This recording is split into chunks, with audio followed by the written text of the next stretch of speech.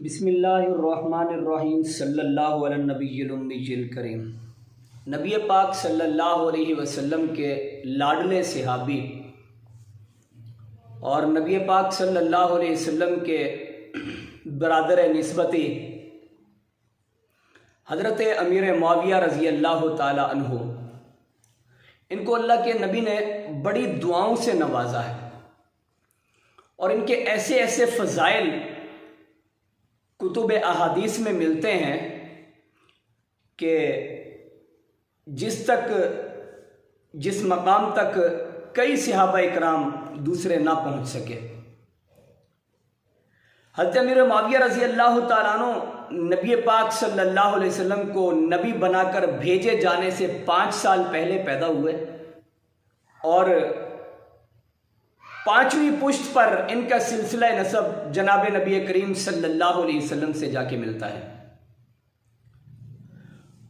اور حضرت امیر معاویہ رضی اللہ تعالیٰ عنہ کی ایک خاص فضیلت، ایک خاص ان کی شان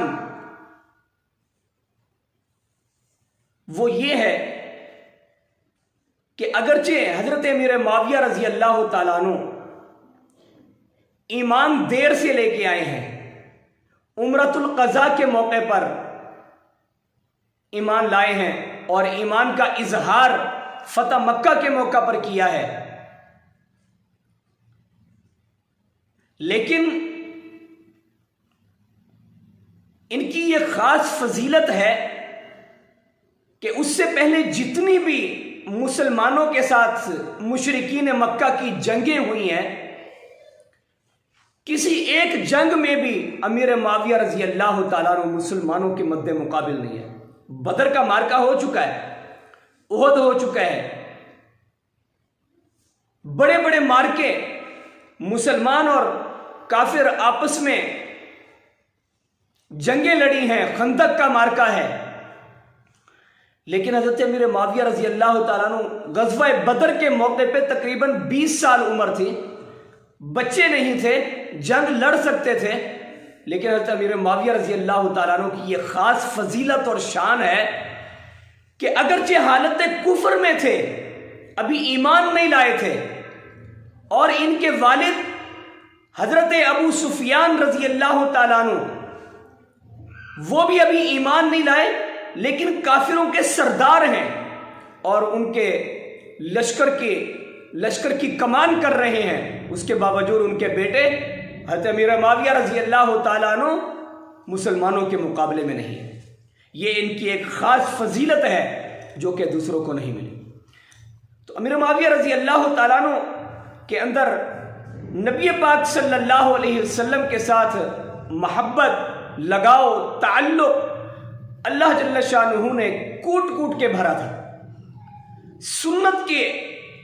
بہت زیادہ پابندی کرتے تھے، متبع سنت تھے۔ کسی کام کے بارے میں اگر انہیں پتہ چل جاتا کہ یہ کام سنت رسول اللہ صلی اللہ علیہ وسلم کے خلاف ہے، اسے کبھی بھی اختیار نہ کرتے تھے۔ جیسے کہ ایک موقع پر رومیوں کے ساتھ جنگ بندی تھی، جنگ نہیں لڑیں گے، یہ معاہدہ تھا رومیوں کے ساتھ، معاہدہ ختم ہونے والا تھا۔ ختم ہونے سے کچھ دن پہلے حضرت امیر معاویہ رضی اللہ تعالیٰ عنہ نے لشکروں کو کہا کہ چلو روم کی سرحد کی طرف۔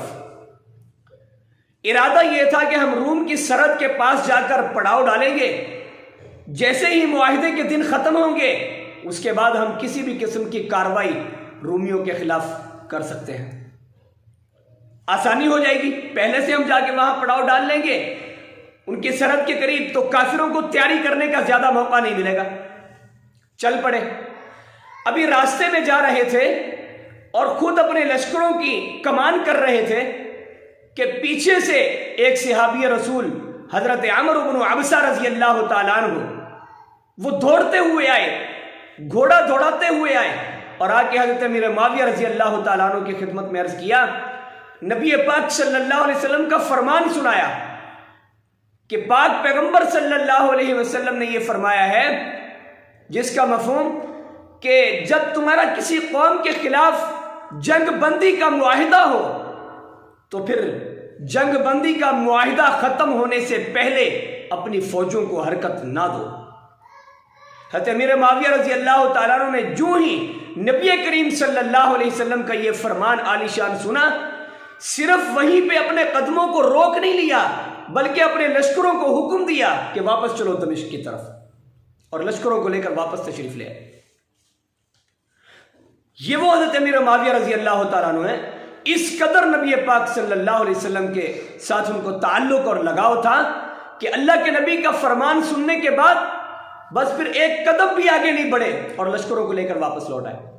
نبی پاک صلی اللہ علیہ وسلم سے بڑی گہری محبت اور تعلق تھا، ایسا تعلق، ایسی محبت کہ جب انتقال کا وقت قریب آیا،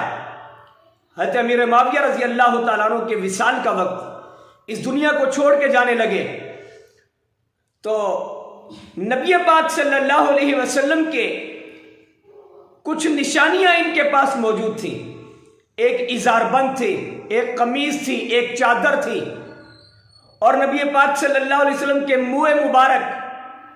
اور نبی پاک صلی اللہ علیہ وسلم کے ناخنوں کے تراشے یہ حضرت امیر معاویہ رضی اللہ تعالیٰ عنہ کے پاس سے ان کی زیارت کیا کرتے تھے، منہ مبارک کو دھو کر اس کا دھون پیا کرتے تھے اور اس میں اپنے لیے شفا سمجھتے تھے۔ تو امیر معاویہ رضی اللہ تعالیٰ عنہ نے فرمایا کہ جب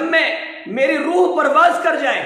تو مجھے نبی پاک صلی اللہ علیہ وسلم کی یہ جو نشانیاں میرے پاس موجود ہیں، آپ علیہ الصلوۃ والسلام کی ازار ہے، قمیص ہے اور ردا چادر ہے، ان تینوں کپڑوں کے اندر مجھے کفن دینا، اور نبی پاک صلی اللہ علیہ وسلم کے ناخنوں کے تراشے وہ میری آنکھوں پر اور میرے ناک کے اندر رکھ دینا۔ یہ نبی پاک صلی اللہ علیہ وسلم کے ساتھ محبت اور تعلق، ایسا گہرا تعلق تھا کہ پوری زندگی وہ نبی پاک صلی اللہ علیہ وسلم کے ان نشانیوں کو اپنے پاس رکھا اور کہا کہ قبر میں بھی ان کو میرے ساتھ دفن کر دینا۔ اللہ جل شانہ کی بارگاہ میں دعا ہے اللہ تعالی ہمیں حضرت امیر معاویہ رضی اللہ تعالیٰ عنہ کے ساتھ سچی محبت نصیب فرمائے، ایسی محبت نصیب فرمائے جیسی امیر معاویہ رضی اللہ تعالیٰ عنہ کو جناب نبی کریم صلی اللہ علیہ وسلم کے ساتھ محبت ہے۔